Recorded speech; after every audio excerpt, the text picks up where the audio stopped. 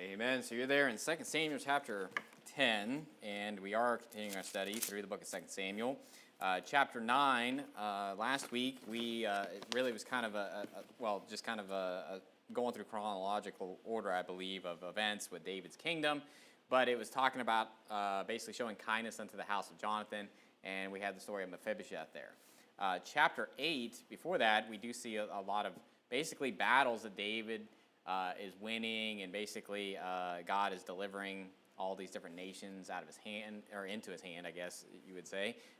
In chapter 10 here, we see basically a two-front war that's going to happen here. So it's an interesting story when you think about just the battle itself that's going to happen. But how does that start? Okay, so there's a battle that ensues. There's a kind of a war that goes on between Ammon and the Syrians. But how does that all even start? In verse 1 here, it starts kind of out of a misunderstanding where David's actually just trying to be nice to the new king of Ammon, and it turns into a war. So just kind of one of those things where, have you ever tried to compliment somebody or try to help, you're trying to do something nice for them, and they end up like biting your head off and end up being like against you for it, and you're just like, I was just trying to be nice. And that's what really happens here. And verse 1, it says, and it came to pass after this that the king of the children of Ammon died, and Hanun, his son, reigned in his stead. And then said David, I will show kindness unto Hanun, the son of Nahash, as his father showed kindness unto me. And David sent to comfort him by the hand of his servants for his father. And David's servants came into the land of the children of Ammon. So basically, Nahash dies. He was the king of Ammon. And Hanun, his son, is now reigning in his stead. But the thing that's interesting with this is that, as far as I know, I don't see anything in the Bible, and I could be wrong on this. You could point this out to me later and be like, well, this passage over here in Chronicles, or some passage where it's stating this, but I don't see where it actually states what Nahash did when it came to being kind unto David. We do actually see, I believe this is the same Nahash that actually was coming against Israel, and this is where Saul actually steps up, and after Saul's anointed king, and basically is fighting for Israel. Go to 1 Samuel chapter 11. 1 Samuel chapter 11. So, but it's just interesting to me that he was kind unto David, which kind of, this may have very well been when David was basically running away from Saul, just as much as the Philistines were basically kind unto David. It's actually doesn't seem like it's out of the ordinary that, maybe these other countries like Ammon and Moab, or just different places, would be kind unto him because, the enemy of my enemy is my friend kind of thing. So that's kind of maybe where this was taking place, okay? But in 1 Samuel chapter 11, verse 1, it says, then Nahash the Ammonite came up and encamped against Jabesh Gilead, and all the men of Jabesh said unto Nahash, make a covenant with us, and we will serve thee. And Nahash the Ammonite answered them, on this condition will I make a covenant with you, that I may thrust out all your right eyes and lay it for a reproach upon all Israel. So when you see Nahash here, it's not exactly a good character here, or a good guy when it comes to Israel. And this is where obviously Saul steps up and basically, hews down this yoke of ox and sends it throughout Israel and says, whoever doesn't come with me, this is what's going to happen, to them, right? And chapter 12, 1 Samuel chapter 12 and verse 12, it's kind of recalling this as far as Saul being king of Israel. But it says in verse 12 there, it says, and when ye saw that Nahash, the king of the children of Ammon, came against you, ye said unto me, nay, but a king shall reign over us when the Lord your God was your king. So that being said, is that I believe that's the same Nahash of Ammon. In the timeline of events, it makes sense that he would be dying, when David's reigning and all that. But that being said, it's just interesting to me that you see that little phrase in there that he showed kindness unto me, and there's a lot of things that we just don't know that was going on at that time, right? We have obviously what the Bible tells us, and but that's why he's showing kindness unto the when Nahash dies, okay?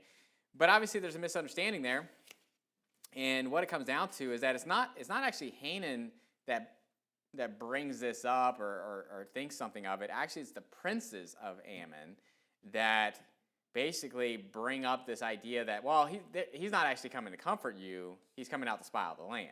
It's kind of like if you remember with Joab when Abner was coming to make peace and basically turn the kingdom over to David. And he said, no, that's not what's going on. He's trying to basically see, search out what's going on over here.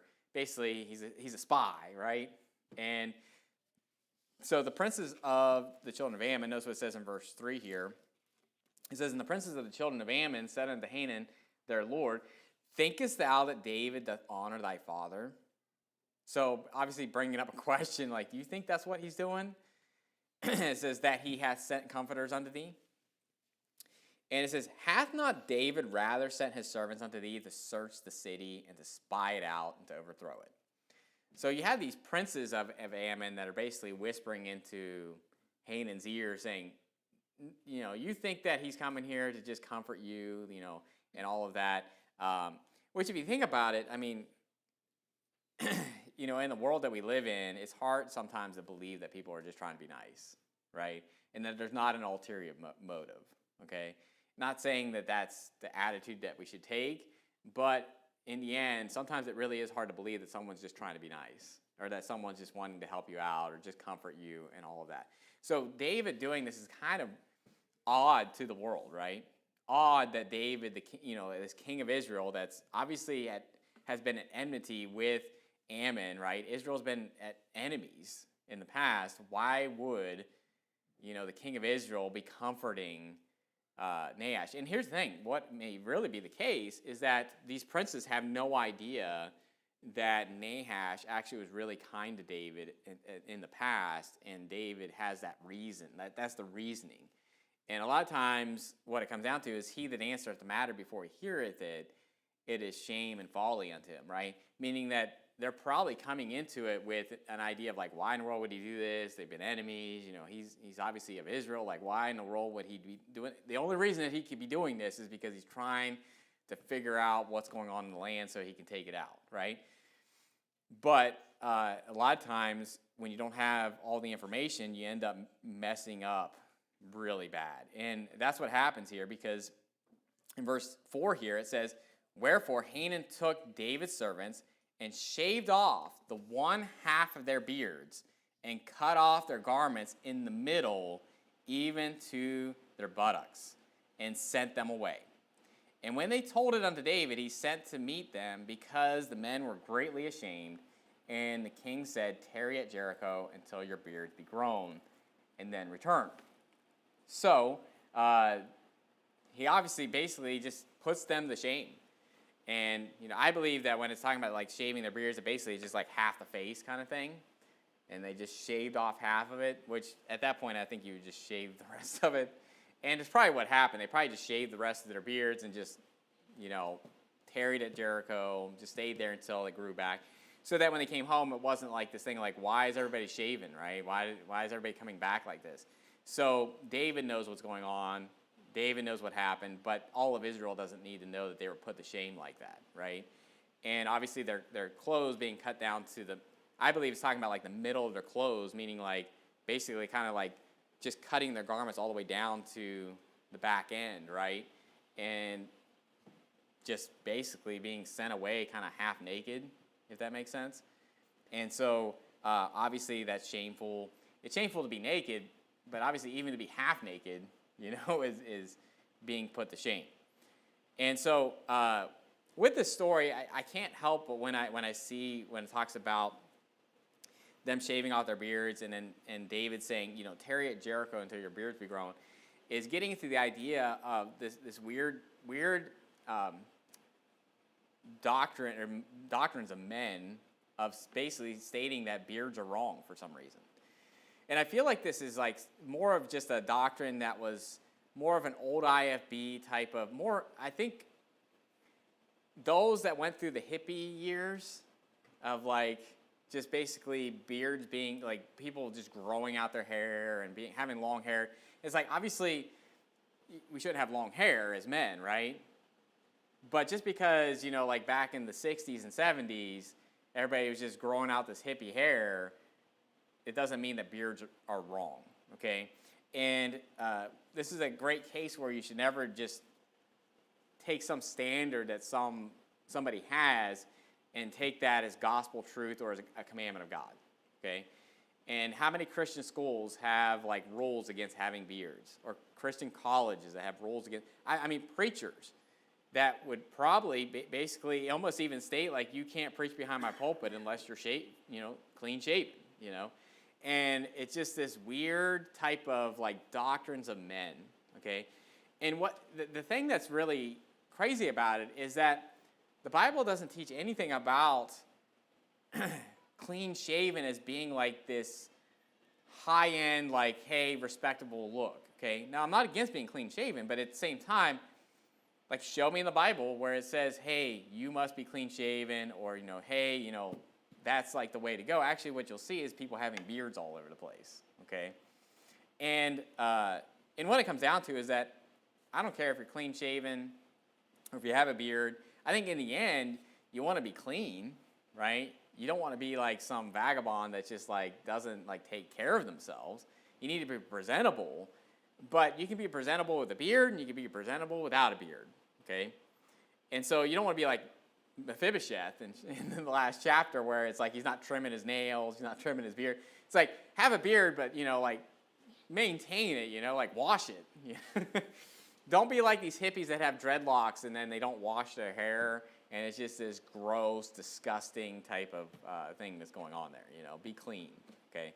But I want to show you, obviously these men had beards, and it's kind of commonplace that men had beards because it's a natural thing, okay?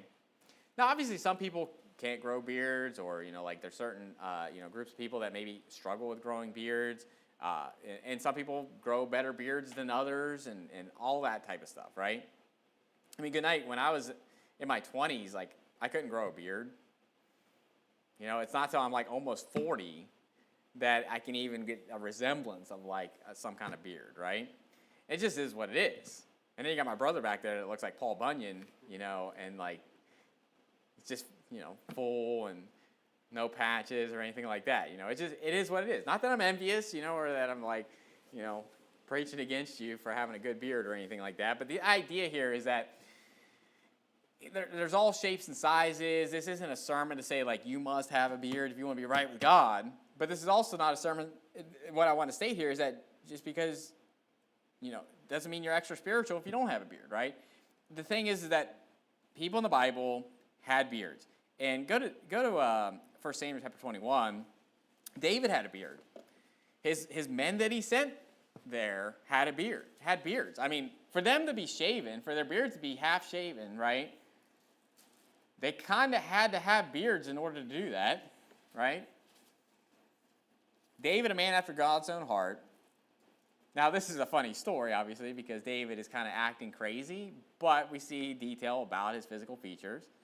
It says in verse 13, this is where David is basically, when he's going to Gath, and he's afraid that they're going to kill him or something like that, so he's basically making himself look crazy. And it says in verse 13, and he changed his behavior before them and feigned himself mad in their hands, and scrabbled on the doors of the gate, and let his spittle fall down upon his beard. So David had a beard. Aaron, the priest, Moses' brother, had a beard. Go to Psalm 133. Psalm 133. Psalm 133. It's a very short psalm, but let's just look at the first two verses there.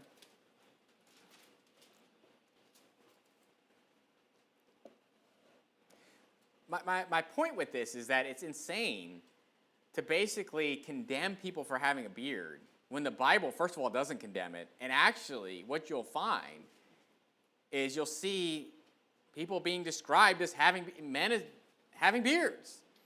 If anything, there's a bigger case to be made to say men should have beards than the other way around. Now, again, I'm not making that case that, like, you must have a beard or you're not right with God, right? Not making that case at all. All I'm saying is that if you were going to try to make a case of one way or the other, beards would win. okay, as far as like what the scripture says. In a lot of cases, shaving is a sign of basically kind of like you've gone through like kind of a cleansing process, right? And it's kind of like a renewal of like kind of starting off fresh, okay? And so if you want to say that to be like, I'm clean shaven because I'm starting off fresh every day, kind of renewing myself, go for it. Listen, let every man be fully persuaded in his own mind. If that's how you view being clean shaven, then great. And if you're like, no, I want to have a beard because it's manly, I like it, it's whatever, right? You're out there, it's cold outside, not now, but it's cold outside in the winter, and you're just like, it's insulation, whatever. Great. And Psalm 133 and verse 1, it says, behold how good and how pleasant it is for brethren to dwell together in unity.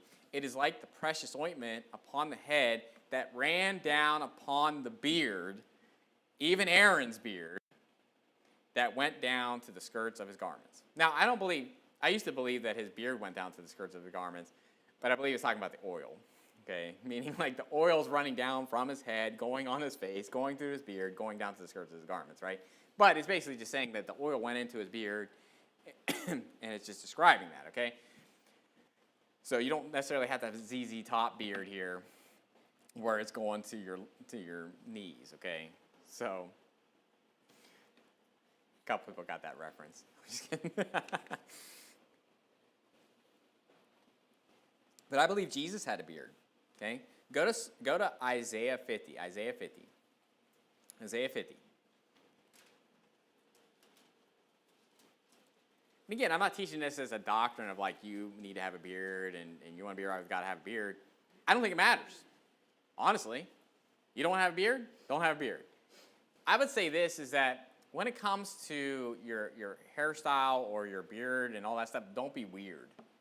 Okay? When it talks about, the Bible talks about not marring the corners of your beard and stuff like that, I think it's more so just don't be like weird about it, right?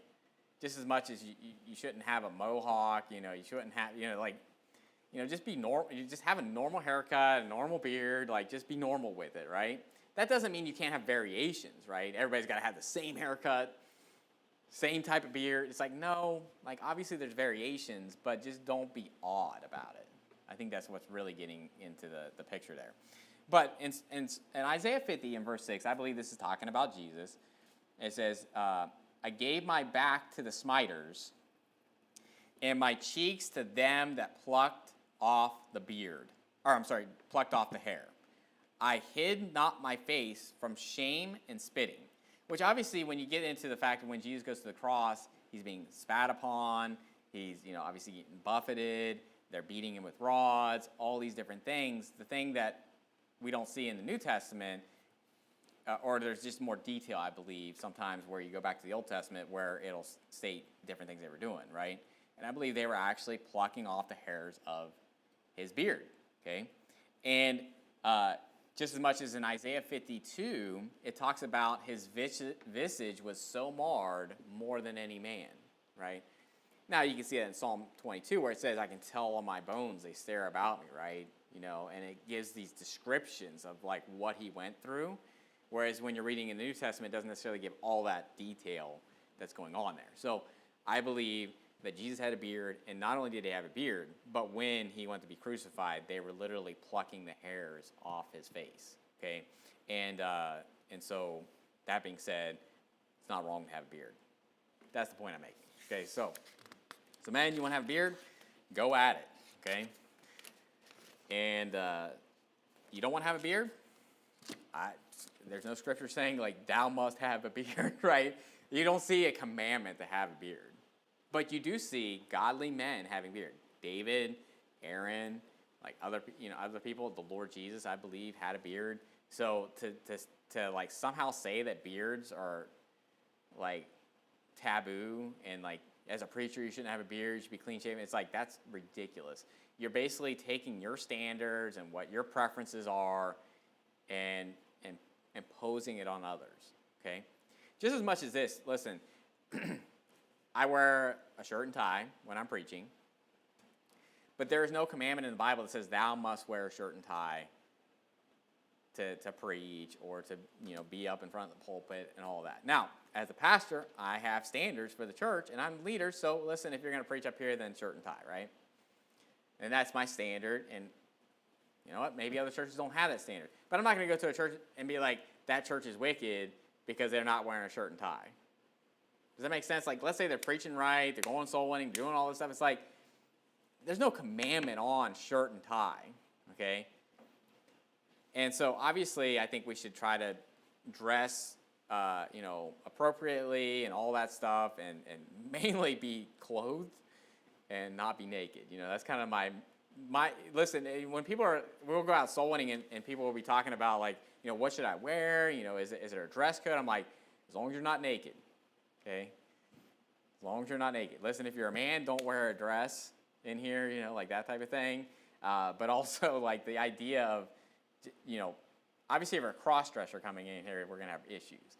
But if you're clothed and you're not showing nakedness, then whatever, But I think as you grow as a Christian, obviously, you want to wear, not for other people, but for the Lord, right? Is that when you wear a suit and tie, for example, on Sunday, the idea there is that I'm not playing around. That's why I wear a suit and tie, okay? It's not to look good or to be like impressive and be like, oh, look, pastor looks good in a suit and tie, right? It's more just like, I'm not messing around, right? I'm taking it seriously of the position, right? And so that's the idea, just as much as when you wear a suit and tie to an interview, right? It's like, I'm taking this interview seriously, all of that. That's kind of the idea. This isn't a whole sermon on dress standards and all that. But here's the thing.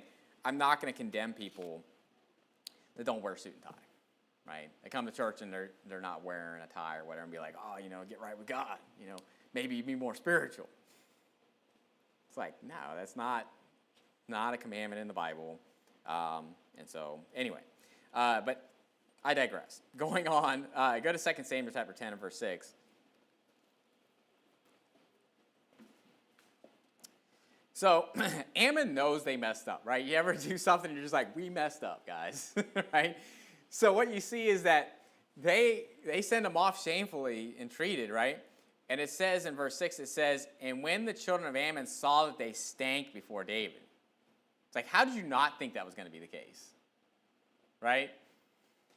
It's like, of course, David's not going to be happy with you when he said he was coming to comfort you and you do that to his people.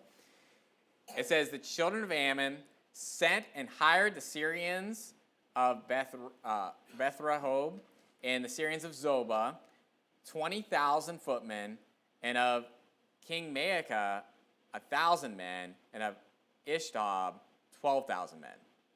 So basically, Ammon is basically hiring all these Syrians, and they're from different areas, okay?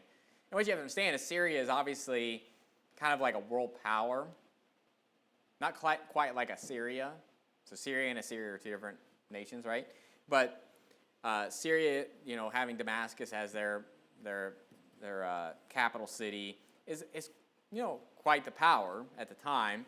And obviously they have people all around. But the thing is that there's different kings. It's kind of like Nebuchadnezzar. He was a king of kings, right? Babylon had other kingdoms that were around him that were basically submitted unto him, okay? And what you'll see at the end of this chapter is that after this battle, all those kingdoms basically are just like, we're not fighting with you against Israel anymore, right? They basically kind of disband from being under Hadarezer and all that stuff. Anyway, so I'm getting ahead of myself. But go to 1 Chronicles chapter 19. 1 Chronicles chapter 19 gives a little more information. So 1 Chronicles 18 covers a lot of the stuff that's in 2 Samuel 8. 1 Chronicles 19 covers chapter 10. Okay, and so as you see in Chronicles, you don't see the story about Mephibosheth in there, but that's what's going on. But we see a little more detail about how they hired the Syrians and all that. It says in verse 6 here, it says, and when the children of Ammon saw that they had made themselves odious to David, Hanun and the children of Ammon sent 1,000 talents of silver to hire them chariots and horsemen out of Mesopotamia, and out of Syria-Maacah, and out of Zobah. So they hired 32,000 chariots, and the king of Maacah and his people, who came and pitched before Medeba, and the children of Ammon gathered themselves together from their cities and came to battle. So basically, they knew they messed up, and they're like, I guess we're going to have to go to war, right? It's kind of like they know that this is probably going to happen, and they're just getting ready for it, okay? And in verse 7 of 2 Samuel 10, it says, and when David heard of it, he sent Joab and all the host of the mighty men. Now, when you read the rest of the chapter, what you see is that this isn't all of Israel. Basically, he has Joab basically take his mighty men. And so, basically, it's kind of like the elites. He took his elite men to go deal with this. But he didn't gather all of Israel, okay? And what you have to understand is that the mighty men are those that are David's mighty men of Judah, right? So what you kind of see here is that Judah's taking care of this battle, and then what happens later is that David's like, all right, I'm bringing the whole nation against you. So that's kind of what happens here in this chapter. And Joab is the captain of the host. We see that in chapter 8, at the end of chapter 8, when you see David's different officers. Chapter 8 and verse 16, it says, and Joab, the son of Zeruiah, was over the host. So he's the captain of the host. That's why David's going to him saying, get the host of the mighty men. And what we see here is kind of a two-front battle, okay? And what that means is that obviously you're kind of fighting on two different areas, the two different directions, if you will. If you studied World War II, obviously, it kind of had a two-front battles within even Europe, but then also just the fact that we were in Europe, but we were also dealing with Japan, right? So it's kind of a two-front war in that aspect as well, right? Is that you're basically having to split your forces to deal with two different areas, okay? And what we see here is that Joab is noticing this because in verse 8, it says, and the children of Ammon came out and put the battle in array in the entering of the gate. So the children of Ammon, okay, they're putting their battle in array at the entering of the gate. And the Syrians of Zobah and of Rehob and Ishdab and Maacah were by themselves in the field. Okay, so basically Ammon is at the gate, and then the Syrians are out in the field. Okay, and it says in verse 9, when Joab saw that the front of the battle was against him before and behind. So obviously before and behind, right? So before would be in front of you, and behind would be behind him. And he's noticing that it's a two-front battle, right, essentially. And this is what he does. It says, he chose of all the choice men of Israel and put them in array against the Syrians. And the rest of the people he delivered into the hand of Abishai his brother, that he might put them in array against the children of Ammon. Okay, so basically what we see here is that Joab's like, I'm going to take the Syrians. Abishai, you deal with Ammon. Okay, so basically he's splitting the forces. And Abishai is obviously a mighty man of valor, right? I mean, Joab and Abishai are like the top of the list when it comes to the mighty men. Not the three mighties that no one could ever attain to. But Joab and Abishai are there, and the three mighties that are below that, okay? And in this story, obviously we see that in 1 Chronicles, you see the same thing. In chapter 19, it says, and the children of Ammon came out and put the battle in array before the gate of the city, and the kings that were come were by themselves in the field. So you just see, okay, these kings of all these different nations that are basically under the Syrian rule are coming out, and they're in the field. So we have this two-front battle, and Joab basically has a plan on how to deal with this issue. Okay, and go to verse 11. So if you're in 2 Samuel chapter 10, verse 11, and it says here in verse 11, it says, and he said, if the Syrians be too strong for me, then thou shalt help me. But if the children of Ammon be too strong for thee, then I will come and help thee. Be of good courage, and let us play the men for our people and for the cities of our God, and the Lord do that which seemeth him good.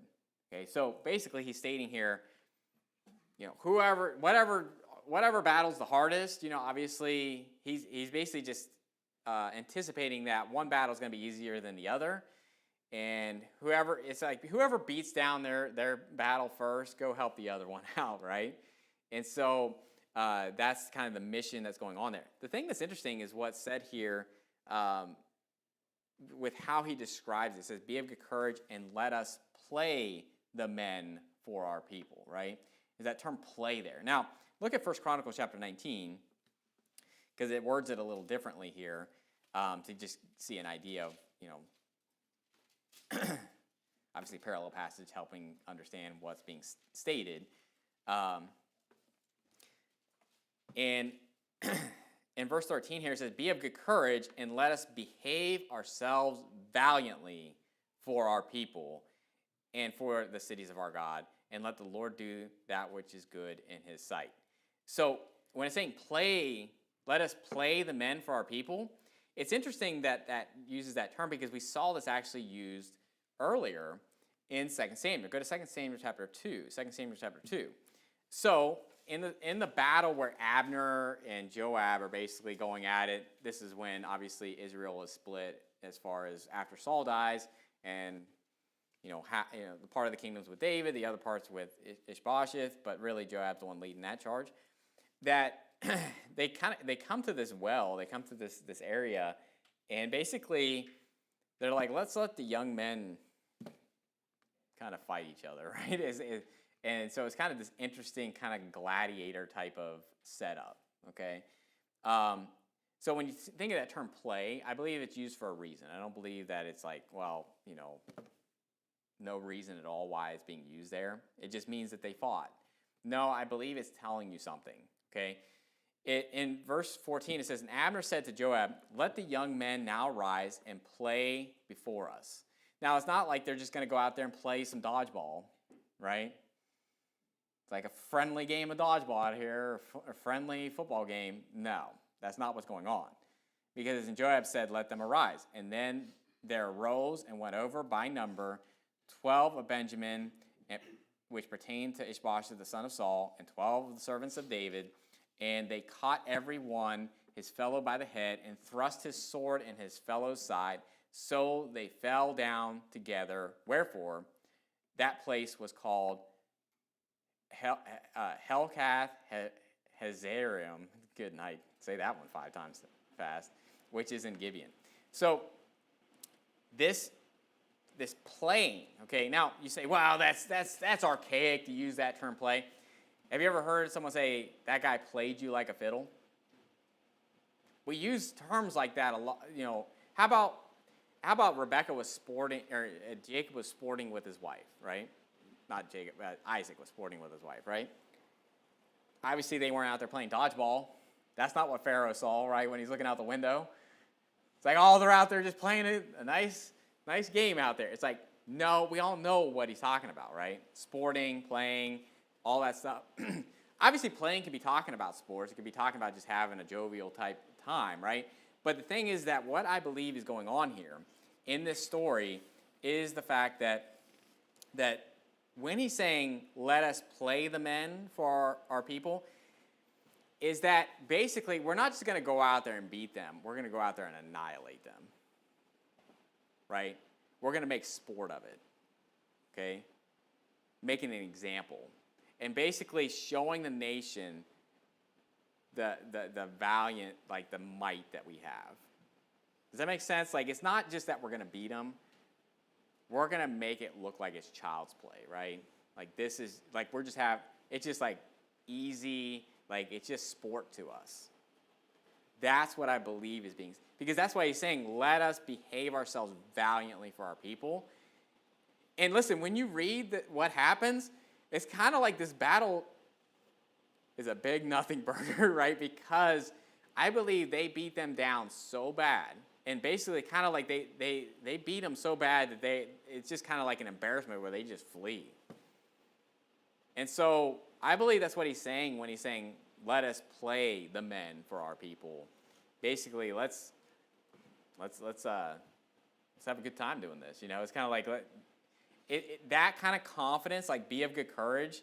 like basically like we're gonna get it. It's not even a doubt. Like, are we gonna win this battle? We're gonna have a fun time doing this kind of thing. And I'm kind of being facetious with that as far as having a fun time, but more so just like we're gonna show our valiance on this field for everybody to see. And that's exactly what happens when in this battle. But I want you to think about this. When it comes to this, Joab is basically devising a plan before he gets there, right? So because at this point they haven't gone into battle. He's basically just telling them, like, here's what's going to happen, right? I'm going to take the Syrians, Abishai is going to take Ammon, and whichever one's stronger, obviously will help out the one that's dealing with the stronger battle, right? And he's kind of devising this plan, basically saying we're gonna basically be valiant, we're gonna play the men, we're gonna do it for our nation, for our people, all of that, right? And what you have to understand is that what we're dealing with is these valiant men. Like, it's this host of these valiant men. You're talking about the elites. You're taking the special forces, and they're like, we're gonna take them to task. It's basically what Joab and Abishai are gonna do here. We're gonna show them what we're about.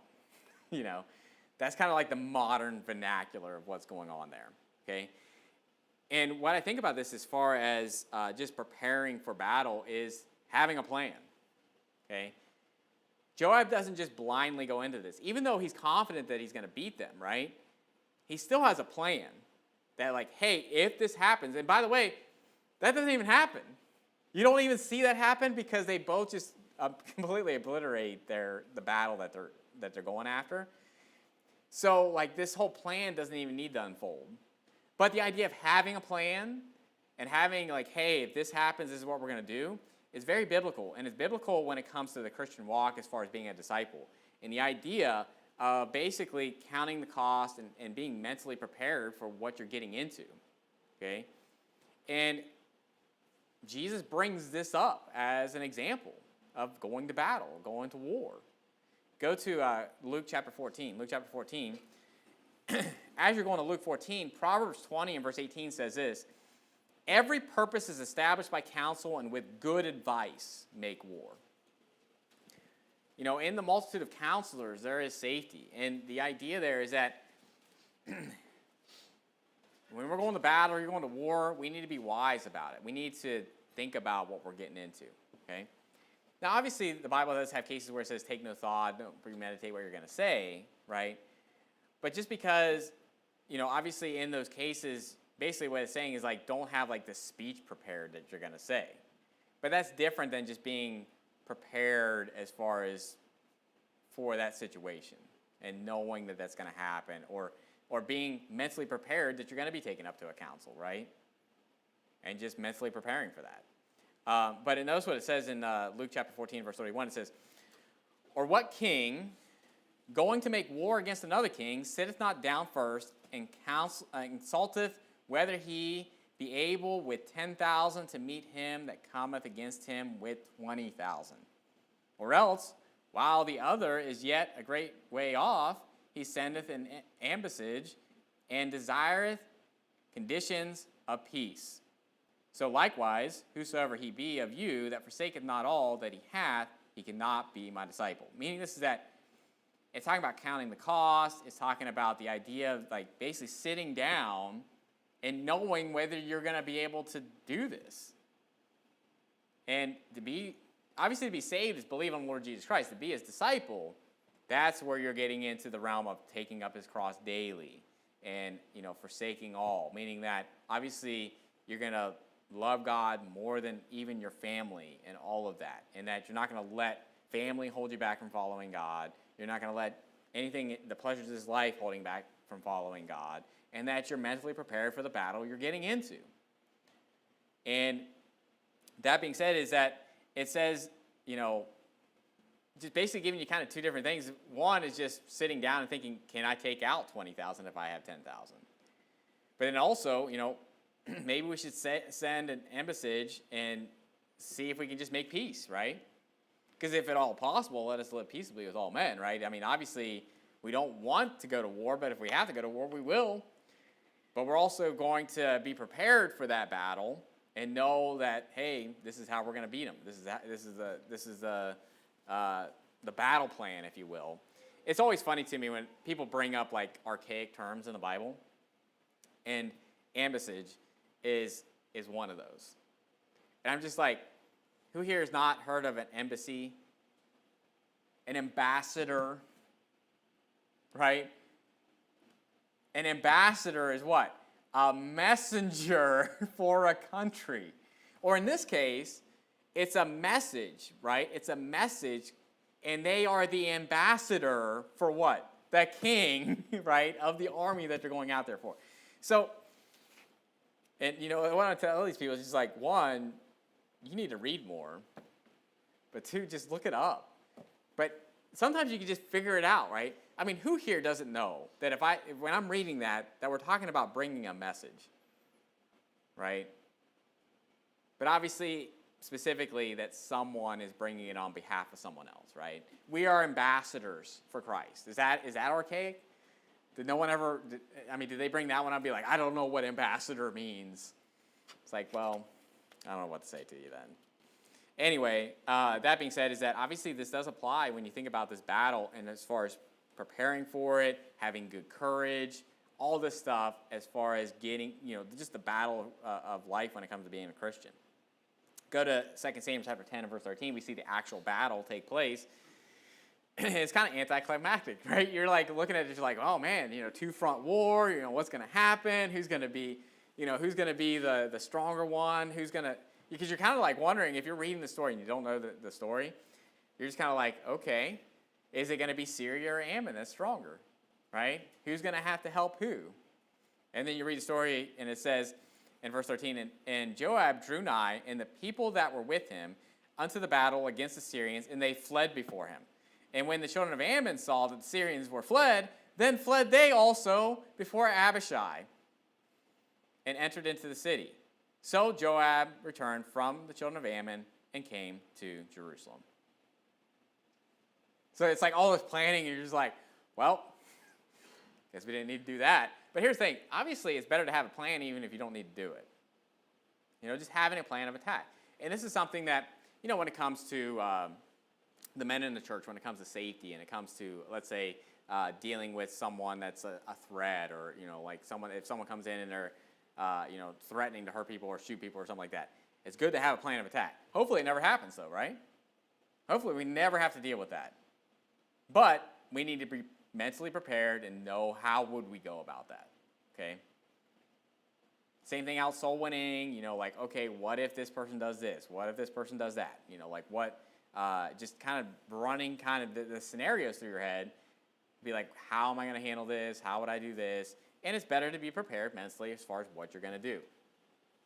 And listen, if anybody ever has questions about that, like, hey, what do I do in that situation? Come to the leadership and just ask the question. Because it's better that we're all lock and step as far as how we handle certain situations, when it comes to that. And hopefully, in a lot of cases, what we're planning for never takes place. Just kind of like this, right? This is like a planned, this is how we're going to do it, and they don't even have to do it. So that's kind of like the best case scenario, is that you don't even have to deal with it, okay? It's not like one is getting smitten and like they need help or anything like that. They're literally just, Joab beats down the Syrians so bad that Ammon's just like, we're out of here, right? Because the Syrians are fleeing, we're like, we're out of here.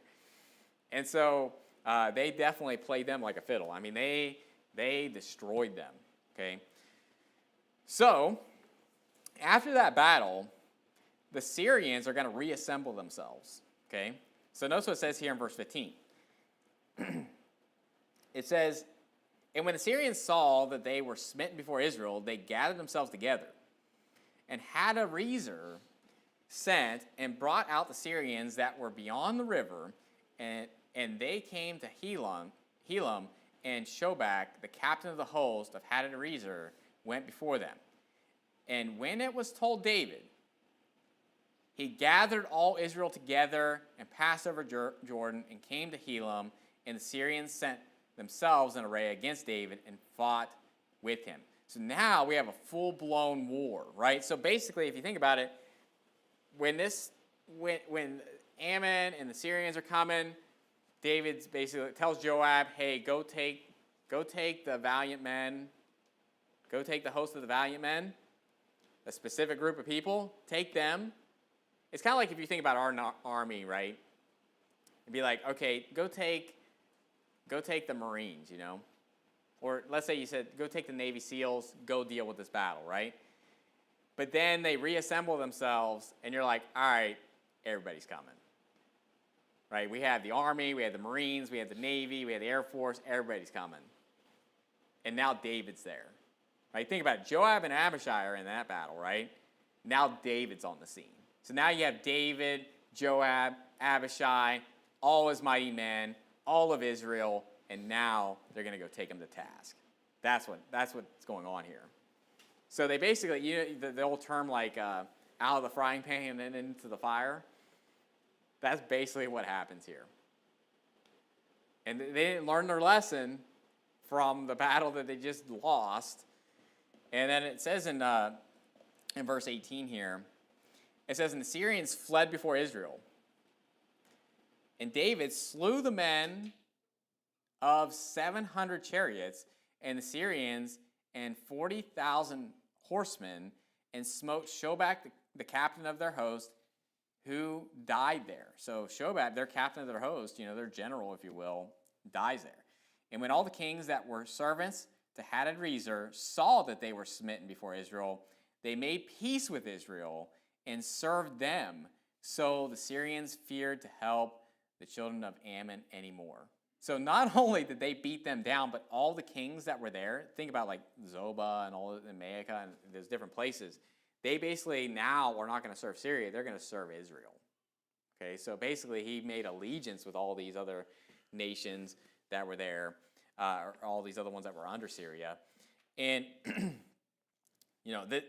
like I said, out of the fire into the frying pan, but you do see this idea of like this smaller battle with the elites that they had, and then it was just like full bore, like the whole nation is coming together. David's out there now, and they're ready to go take him to task. Now, I just want to cover one thing. When you look at 1 Chronicles chapter 19, so-called contradiction, which is not a contradiction. Grammar matters, when you're looking at a passage. And one of the so-called contradictions is it 700 or is it 7,000? Okay? And I can't even say of what, because if I did, you would already know the answer. Right? It's kind of like, is it 700 or 7,000? It's like, of what? Well, you'll know then what the difference is. Okay? But in 2 Samuel, go to 1 Chronicles 19 verse 18. In 2 Samuel chapter 10, it says, David slew the men of 700 chariots.